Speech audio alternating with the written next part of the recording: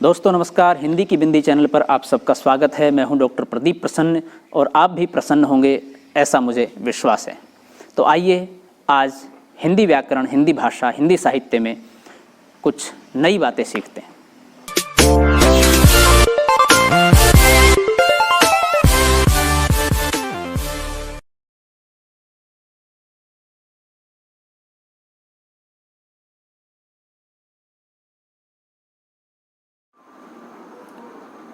विद्यार्थियों, आज की वीडियो हम बना रहे हैं हिंदी एकांकी पार्ट 2।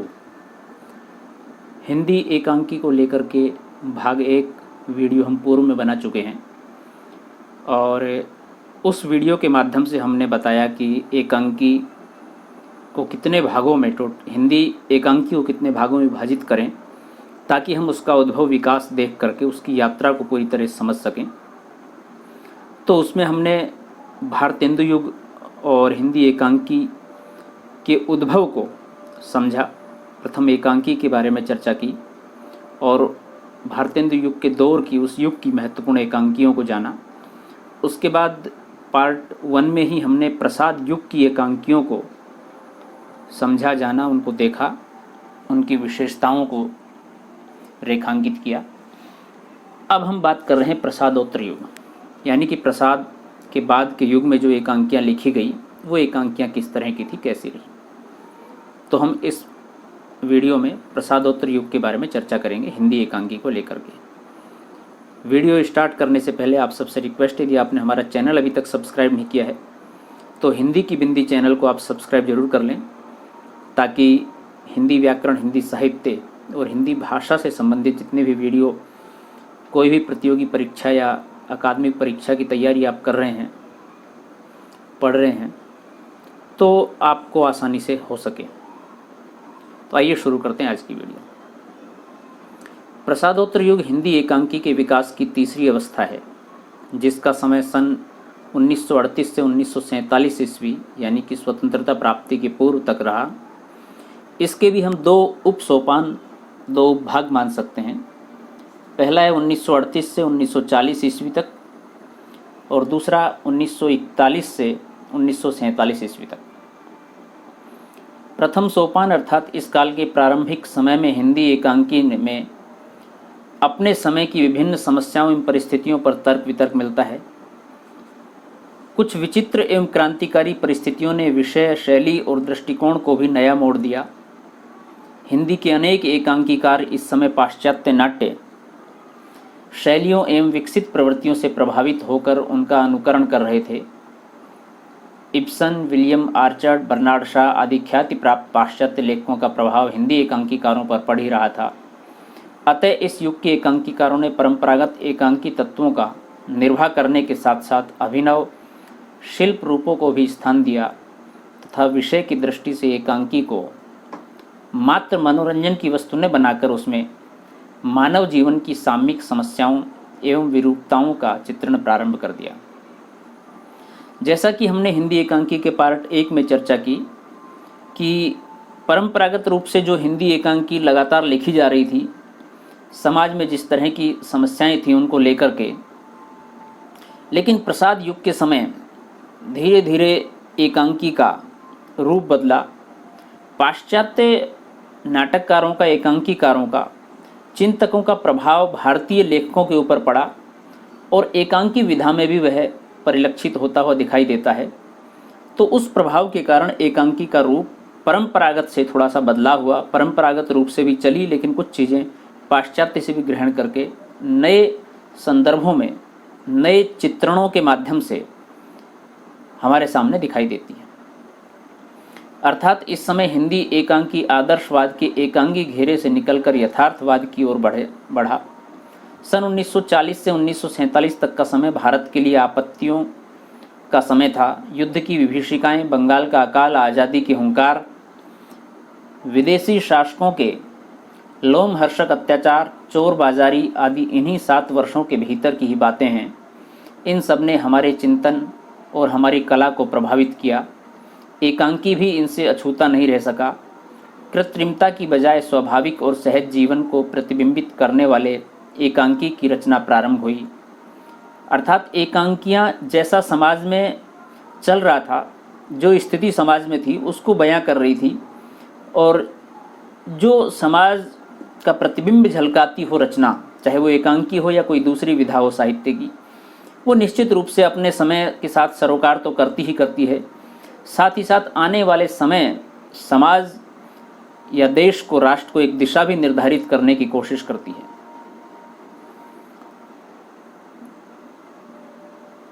कृत्रिमता की बजाय स्वाभाविक और सहज जीवन को प्रतिबिंबित करने वाली एकांकी की रचना प्रारंभ हुई। इन एकांकियों में नाटकीय अभिनय के स्थान पर सरल अभिनयात्मक संकेत दिए जाने लगे। इसमें परंपरागत रंगमंच विधान संपूर्ण रूप से परिवर्तित हो गया और उससे सहजता, सरलता, स्वाभाविकता एवं यथार्थ के दर्शन होने लगे। शिल्प विधान के अनावश्यक आडंबर बंधन से इस युग का एकांकी साहित्य मुक्त हो गया। संकलन त्रयी को वस्तुतः इसी समय एकांकी का अनिवार्य अंग माना जाने लगा। परंपरागत रूप से रंगमंच पर बहुत सारी दिक्कतें थी, लेकिन यथार्थ में जब नए युग के परिवेश में नए शिल्प के साथ में चीज़ें निकलकर सामने आई तो एकांकी काफ़ी सरल हो गई, उसे लिखना भी और खेलना भी। और इसी समय में संकलन त्रयी यानी कि 3 महत्वपूर्ण चीज़ें जो एकांकी के लिए होती हैं, उनका भी विकास हुआ। अब एकांकी केवल साहित्यिक विधा न रह गई, अपितु इस युग में रंगमंच की स्थापना के साथ उसके स्वरूप में भी अंतर परिलक्षित हुआ। इस समय तक हंस तथा विश्वामित्र आदि पत्रिकाओं में एकांकी नाटक एकांकी के नाम से प्रकाशित होने प्रारंभ हो गए तथा इनकी प्रारंभिक भूमिकाओं में एकांकी के शिल्प आदि पर विचार प्रस्तुत किए जाने लगे।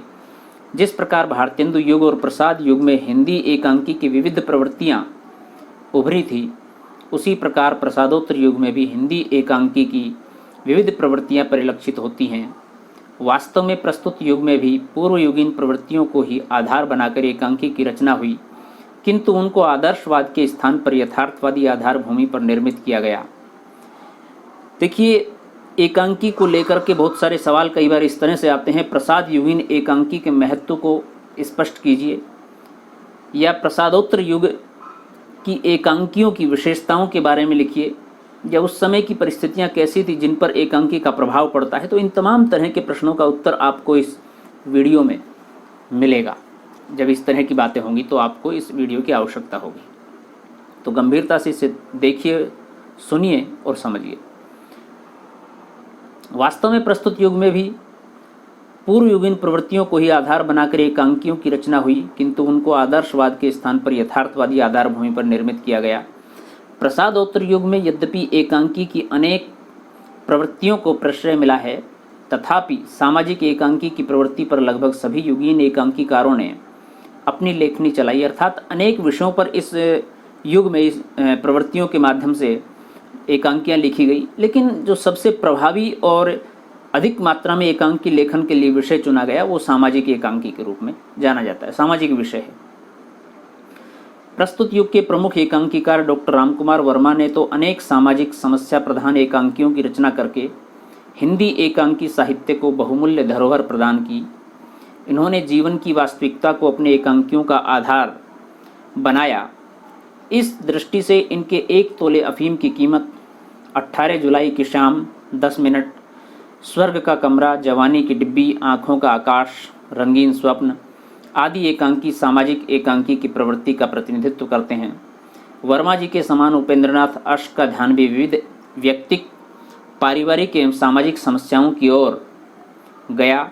इनकी एकांकी रचनाओं में चरवाहे, चिलमन, लक्ष्मी का स्वागत, पहेली, सूखी डाली, अंधी गली, तूफान से पहले आदि सामाजिक दृष्टि से विशेष रूप से उल्लेखनीय हैं। इनमें लेखक ने युगीन सामाजिक रूढ़ियों, परंपराओं, विरूपताओं, विकृतियों एवं अज्ञानताओं का बड़ा ही प्रभावोत्पादक किंतु व्यंग्यात्मक चित्र उपस्थित किया है। युगीन एकांकीकार भुवनेश्वर रचित श्यामा एक वैवाहिक विडंबना, स्ट्राइक एक साम्यहीन साम्यवादी तथा प्रतिमा का विवाह आदि प्रसिद्ध हैं।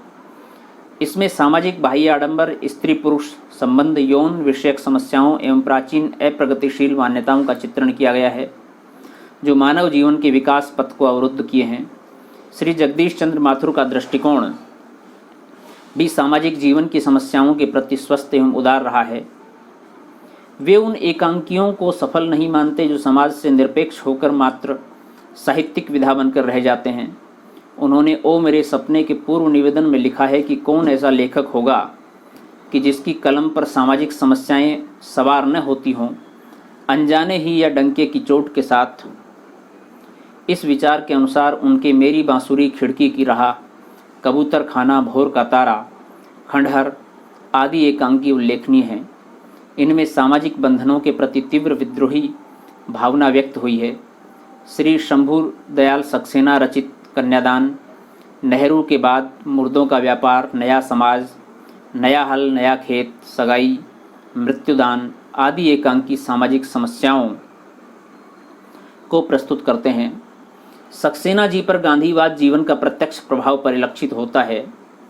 यही कारण है कि इनकी रचनाओं में सादा जीवन का महत्व, मानवतावादी दृष्टिकोण की प्रतिष्ठा, नैतिक उन्नयन के प्रति आग्रह, बाह्य आडंबर के प्रति घृणा एवं कर्तव्य के प्रति जागरूकता के दर्शन होते हैं।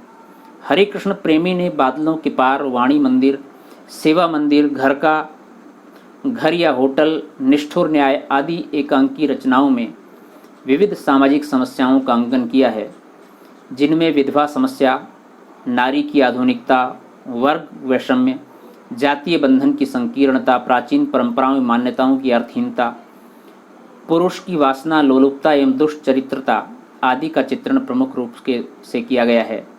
भगवती चरण वर्मा कृत मैं और केवल मैं, चौपाल में तथा बुझता दीपक में पीड़ित मानव की अंतर्वेदना का करुण स्वर उभर कर सामने आया है। श्री रामवृक्ष बेनीपुरी रचित नया समाज, अमर ज्योति तथा गांव का देवता आदि रचनाएं सामाजिक समस्या प्रधान है। श्री सद्गुरु शरण अवस्थी ने भारतीय संस्कृति के आदर्शों को उपयुक्त एवं उचित तर्कों कसौटी पर कसकर उनको समाज के लिए उपयोगी सिद्ध किया, जिनमें बुद्ध, तर्क एवं विवेक का प्राधान्य है। इस दृष्टि से हाँ में नहीं का रहस्य, खद्दर, वे दोनों आदि विषय महत्वपूर्ण रचनाएं हैं। इनके अतिरिक्त चंद्रगुप्त विद्यालंकार रचित प्यास तथा दीनू, श्री यज्ञदत्त शर्मा कृत छोटी बात, सात, दुविधा, एस.सी. खत्री रचित बंदर की खोपड़ी, प्यारे सपने, श्री सज्जाद जहीर रचित बीमार आदि रचनाओं में सामाजिक जीवन के सत्य को उभारते हुए और उनका सर्वपक्षीय चित्रण किया गया है। यानी कि इस समय की एकांकियों में बहुत सारे सामाजिक विषयों को समेटा गया है और समसामयिक दौर की जो समस्याएं हैं, समाज की जो विसंगतियां हैं, उनको रेखांकित किया गया है। प्रसादोत्तर युग राजनीतिक क्रांति का युग था। गांधी जी का प्रभाव राजनीतिक जीवन में विशेष रूप से पड़ रहा था। दूसरी ओर ब्रिटिश सरकार का दमन चक्र भी राजनीतिक क्रांति को कुचलने के लिए तीव्र गति से चल रहा था। एकांकीकारों ने तत्कालीन राजनीतिक समस्याओं एवं गतिविधियों का चित्रण करना तथा देशवासियों में देश प्रेम एवं स्वतंत्रता की भावना को प्रबल करना अपना महान कर्तव्य समझा। श्री भगवती चरण वर्मा ने बुझता दीपक में राजनीतिक दृष्टि से कांग्रेस के उच्च पदाधिकारियों अथवा नेताओं के खोखलेपन पर भी व्यंग्यात्मक। श्री हरिकृष्ण प्रेमी ने अपनी राजनीतिक रचनाओं में राष्ट्र के नवनिर्माण, देशभक्तों, भारतीय नेताओं एवं जनता की स्वतंत्रता प्राप्ति हेतु किए जाने वाले कार्यों, हिंदू मुस्लिम संघर्ष, सांप्रदायिकता, एकता की आवश्यकता, दास्ता की बेड़ियों को तोड़ने के लिए कृत संकल्प देशभक्तों की चारित्रिक महानता आदि को चित्रित किया है। इस दृष्टि से इनकी राष्ट्र मंदिर, मातृ मंदिर, मान मंदिर तथा न्याय मंदिर आदि उल्लेखनीय रचनाएं हैं। श्री लक्ष्मी नारायण मिश्र रचित देश के शत्रु शीर्षक एकांकी में उन स्वार्थ लोलुप व्यक्तियों पर व्यंग्यात्मक प्रहार किया गया है जो अपने क्षुद्र स्वार्थों की पूर्ति हेतु देश के प्रति अपने कर्तव्यों को भुलाकर देशद्रोही बन बैठे हैं। जगदीश चंद्र माथुर रचित भोर का तारा शीर्षक एकांकी में देशभक्ति, कवि के महान बलिदान की कहानी है। डॉक्टर सुधींद्र रचित खून की होली, नया वर्ष, नया संदेश, राखी संग्राम आदि तथा चंद्रगुप्त विद्यालंकार रचित कॉस्मोपॉलिटन क्लबों आदि रचनाएं राजनीतिक भावना से ओतप्रोत हैं। इस प्रकार युगीन एकांकीकारों ने राजनीतिक भावना से प्रभावित होकर राष्ट्रीयता का स्वर अपनी रचनाओं में प्रस्फुटित किया है। आलोच्य युग में कुछ देशद्रोही व्यक्तित्व या व्यक्ति स्वार्थों के कारण ब्रिटिश शासकों का साथ दे रहे थे। ऐसे देशद्रोहियों को देशभक्ति की शिक्षा देने की दृष्टि से एकांकीकारों ने ऐतिहासिक पात्रों के आदर्श एवं त्यागमय चरित्र को प्रस्तुत करके प्राचीन भारतीय गौरव की ओर ध्यान भी आकर्षित करवाया। डॉक्टर वर्मा के ऐतिहासिक एकांकियों में चारुमित्रा, पृथ्वीराज की आंखें, दीपदान, रात का रहस्य, प्रतिशोध, राज श्री आदि प्रमुख हैं। जगदीश चंद्र माथुर ने कलिंग विजय तथा शारदिया शीर्षक एकांकियों की रचना ऐतिहासिक पृष्ठभूमि पर की है तथा भारतीय सांस्कृतिक वातावरण का प्रभावोत्पादक स्वरूप चित्रित किया है। राष्ट्रीय ऐतिहासिक भावना पर सिकंदर, जेरूसलम आदि एकांकियों की रचना करके भुवनेश्वर प्रसाद ने अपने देश प्रेम का परिचय दिया है। हरिकृष्ण प्रेमी रचित मान मंदिर, न्याय मंदिर, मातृभूमि का मान, प्रेम अंधा है, रूप शिखा आदि राष्ट्रीय भावना से उत्प्रोत ऐतिहासिक रचनाएं हैं। श्री यज्ञदत्त शर्मा रचित प्रतिशोध तथा हेलन में भारत के गौरव में अतीत की झांकी प्रस्तुत की गई है। डॉक्टर सत्येंद्र रचित कुणाल, प्रायश्चित, विक्रम का आत्ममेघ की प्राचीन कथानक लेकर स्वस्थ तथा तार्किक विचारधारा का प्रतिपादन किया गया है। अर्थात ऐतिहासिक संदर्भों या पात्रों को लेकर के तत्कालिक रूप से जो पात्र, जो व्यक्ति देश के प्रति गद्दारी कर रहे थे, देशद्रोह कर रहे थे, उनको सबक सिखाने के लिए व्यंग्यात्मक कटाक्ष उनके ऊपर किया गया है। भारतीय सांस्कृतिक गौरव की प्रतिष्ठा, अतीतकालीन भारतीय गौरव की महत्ता तथा नागरिकों के चारित्रिक बल की अभिवृद्धि करने वाले आदर्श पात्रों की सृष्टि करके लेखक ने राष्ट्रीय पुनर्निर्माण में सहयोग प्रदान किया है। गिरिजा कुमार माथुर रचित विषपान, कमल और रोटी, वासुदत्ता आदि में देशभक्तिपूर्ण आत्म बलिदान तथा राष्ट्रीय स्वतंत्रता प्राप्ति हेतु किए गए शौर्यपूर्ण कार्यों का चित्रण है। श्री रामवृक्ष बेनीपुरी रचित संघमित्रा, सिंघल विजय, नेत्रदान, तथागत आदि इतिहास प्रसिद्ध घटनाओं पर आधारित हैं। इस प्रकार स्पष्ट है कि प्रसादोत्तर युग में अनेक एकांकीकारों ने बहुत बड़ी संख्या में ऐतिहासिक पृष्ठभूमि के आधार पर एकांकियों की रचना करके प्राचीन भारतीय गौरव को वर्तमान के समक्ष रखा है। धर्म प्रधान देश के नागरिक होने के कारण भारतीय हिंदी एकांकीकारों ने अपने एकांकियों की रचना धार्मिक आधार पर करने की प्रवृत्ति इस युग में भी नहीं छोड़ी। श्री शंभुदयाल सक्सेना ने विशेष रूप से धार्मिक पौराणिक प्रसंगों पर आधारित एकांकियों की रचना की है। इन्होंने प्राचीन भारतीय सांस्कृतिक गौरव की प्रतिष्ठा करने की दृष्टि से उन गौरवशाली चित्रों को उपस्थित किया जिन्होंने भारतीय हिंदू संस्कृति की मर्यादा को बनाए रखा। इनके द्वारा रचित सीताहरण, शिला का उद्धार, उतराई, सोने की मूर्ति, विदा, वनपथ, तापसी, पंचवटी आदि एकांकी प्रमुख हैं। लगभग सभी एकांकियों में हिंदू संस्कृति की महत्ता, भारतीय आर्य सभ्यता के उच्चादर्शों, बौद्ध धर्म की भव्यता तथा भारतीय नैतिक दृष्टिकोण की श्रेष्ठता के स्वरूप का चित्रण किया गया है। डॉक्टर रामकुमार वर्मा ने अंधकार तथा राजरानी सीता शीर्षक एकांकियों में पाप, पुण्य, प्रेम तथा वासना संबंधी प्रश्नों को उठाते हुए यह चित्रित किया है कि प्रेम के बिना वासना असंभव है। लक्ष्मी नारायण मिश्र रचित अशोक वन शीर्षक एकांकी में लेखक ने सीता के आदर्श चरित्र की विशेषताओं, पतिव्रत चारित्रिक बल, तार्किक बुद्ध तथा सात्विक प्रवृत्ति की आकर्षक झांकी प्रस्तुत करके नीति एवं मर्यादा पर विशेष बल दिया है। प्रोफेसर सद्गुरु शरण अवस्थी रचित कैकई, सुदामा, प्रींद, शंभुक, त्रिशंकु आदि एकांकियों में प्राचीन पौराणिक एवं धार्मिक पात्रों को मौलिक ढंग से नवीन तर्क, विचार, आदर्श एवं नैतिक तत्वों सहित प्रस्तुत किया है तथा इन पात्रों के माध्यम से प्राचीन भारतीय सभ्यता एवं संस्कृति का गौरव गुणगान किया है। अवस्थी जी ने अतीत की व्याख्या आधुनिक तथा नवीन दृष्टिकोणों से भी की है।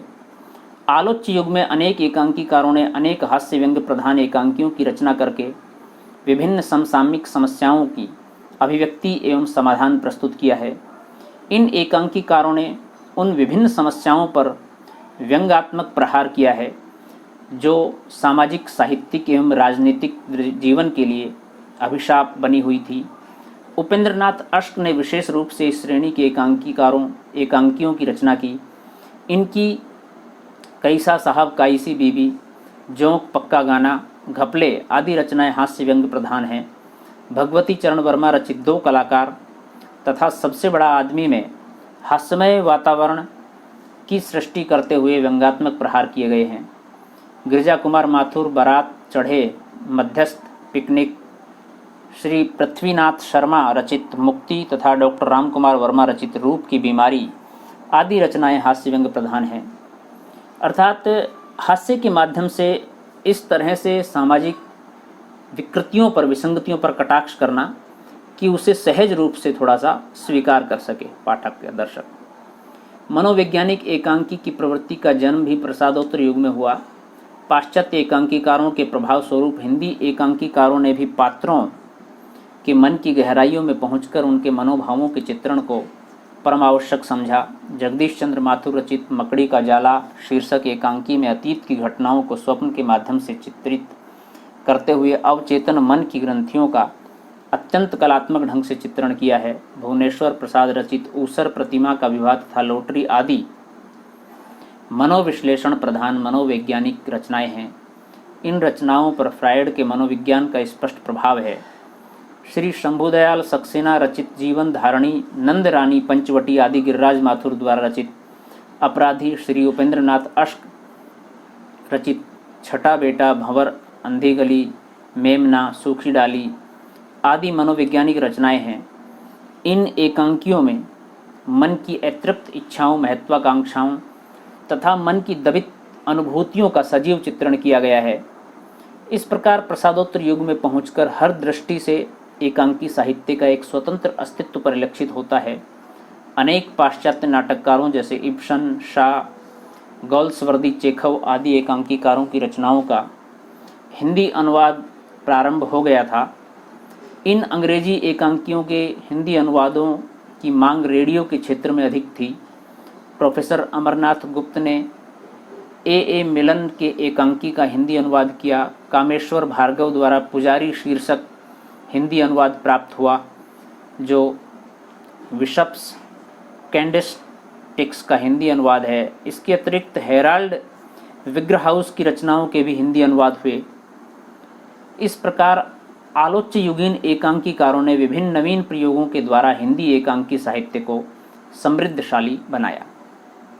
तो कहने का तात्पर्य है कि प्रसादोत्तर युग में एकांकी की जो परंपरागत धारा चल रही थी उसमें कुछ नवीनता आई, पाश्चात्य प्रभाव उसमें दिखाई दिया और विशेष रूप से मनोवैज्ञानिक, हास्य व्यंग्य, सामाजिक और राजनीतिक कटाक्षों पर, इन पर टिप्पणियां करती हुई एकांकियां बहुतायत में लिखी गई। तो विद्यार्थियों, ये थी आज की वीडियो। आशा है वीडियो आपने पूरी देखी और आपको समझ में आई और आपके लिए लाभप्रद और ज्ञानप्रद साबित होगी।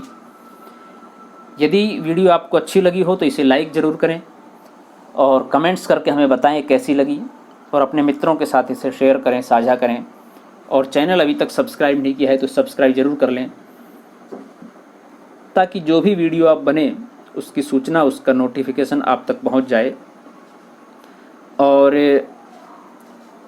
वीडियो में जो भी बातें हम बता रहे हैं वो निश्चित रूप से आप समझेंगे, लेकिन एक निवेदन आपसे ये भी है कि आप नोट करते रहें चीज़ें, ताकि आप जब पुनरावृत्ति करें तो वीडियो को देखते ही आपको चीज़ें बहुत सारी सहज रूप से अपने आप स्मृति में आपके लौट आएँ।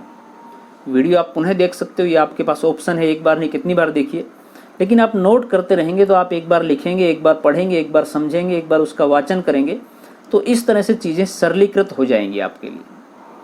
तो विद्यार्थियों, ये वीडियो आज यहीं तक ही। नेक्स्ट वीडियो में हम फिर मिलते हैं, तब तक के लिए शुक्रिया, नमस्कार।